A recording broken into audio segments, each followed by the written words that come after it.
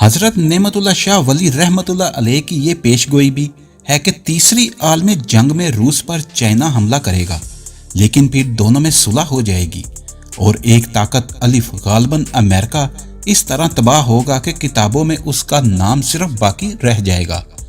इसके बाद हज के मौसम में आमद मेहदी अलैहिस्सलाम का ज़हूर होगा और दज्जाल भी बाहर निकलेगा। हज़रत नेमतुल्लाह शाह वली रहमतुल्लाह अलैह ने मुसलमानों में फैलने वाली जदीद मगरबी तहजीब की तबाहकारी, मजहब से दूरी और दीगर खराबियों के मतलब भी पेशनगोई की है। इस तरह महसूस होता है जैसे वो मौजूदा दौर को किसी बुलंदी से खुली आंखों से देख रहे हों। मसलन हलाल हराम की तमीज जाती रहेगी, औरतों के अगवा और असमत दरी के वाक़यात आम होंगे, मोहब्बतें ख़त्म हो जाएंगी, बेपर्दगी का दौर होगा, औरतें नकाब ओढ़ना छोड़ देंगी, लोगों में बेशर्मी और बेगैरती का रिवाज होगा, माँ अपनी बेटी से मुकाबला हुस्न करेगी, काफर लोग मुसलमानों को अपने दीन की तरफ तबलीग करेंगे, बड़े बड़े आलम लोगों से रिश्वतें लेंगे। हज़रत नेमतुल्लाह शाह वली रहमतुल्लाह अलैह की मंजूम पेशनगोइयाँ चूँकि सदियों से नकल की जा रही हैं, इसलिए अशार की तरतीब में गड़बड़ हो चुकी है। इस बना पर बाज़ वक़ात इबहाम महसूस होता है, ताहम उनके दस्तयाब अशार को बैग वक़्त सामने रखा जाए तो आने वाले ज़माने के बारे में उनकी पेशनगोइयों की रोशनी में तस्वीर कुछ इस तरह बनती है। हिंदुस्तान और पाकिस्तान के दरमियान बहुत बड़ी जंग होगी।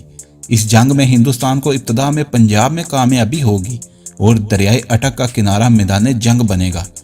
ये देख कर के पाकिस्तान मिटने को है, बैरूनी दुनिया खसूसन मशरकी वस्ता अफगानिस्तान, ईरान और चीन से मदद पहुंचेगी और जंग का पांसा पाकिस्तान के हक में पलट जाएगा।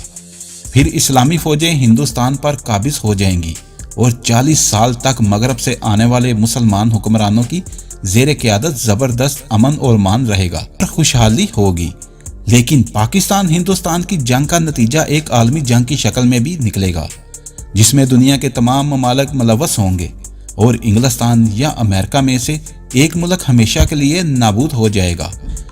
इस आलमी जंग में वसी पैमाने पर एटमी और जोहरी हथियारों के इस्तेमाल की तरफ भी इशारा है। इसके बाद मेहदी अलैहिस्सलाम और दज्जाल की आमद का ज़हूर होगा। बाकी गैब का इल्म सिर्फ अल्लाह तबारक व तआला को हासिल है। औलिया कराम रहमतुल्लाह अलैह अक्सर मुस्तकबिल की झलकियां बातनी आंखों से देखते थे, लेकिन चूंकि ऐसी बातें लब पर लाने की इजाज़त नहीं होती, इसलिए अमूमन इशारों और किनारों से काम लिया जाता है। कलंदर लोग बहुत कम एहतियात करते हैं, लेकिन अफसोस के उनके इर्द गिर्द और सामने रहने वाले मरीदों में इतनी सलाहियत नहीं होती कि उनकी बातों की अहमियत को समझें और उन्हें महफूज कर लें। अमूमन उन्हें ख्याल समझ कर नज़रअंदाज कर दिया जाता है। ख्वाजा मोहम्मद सलमान तुनसवी रहमतुल्लाह अलैह आज से 250 साल पहले गुजरे हैं। चिश्तिया सिलसिले के बुजुर्ग हैं, कभी कभी कलंदराना अंदाज में भी बातें कह जाते थे। एक बार अपने मरीदों से फरमाया कि क़यामत आएगी तो ऐसे अजीब अमराज पैदा होंगे जिन्हें पहले कभी न किसी ने सुना होगा और न पढ़ा होगा। इन अमराज का इलाज भी ना हो सकेगा। इसका जिक्र हजरत ख्वाजा साहिब के फाल सालिकीन में तफसील से मिलता है। क्या हम देखते नहीं कि एड्स, बर्ड फ्लू, डेंगू और कोरोना वायरस वगैरह बीमारियां आज इस दौर में पैदा हो चुकी हैं और नाकाबिले इलाज हैं।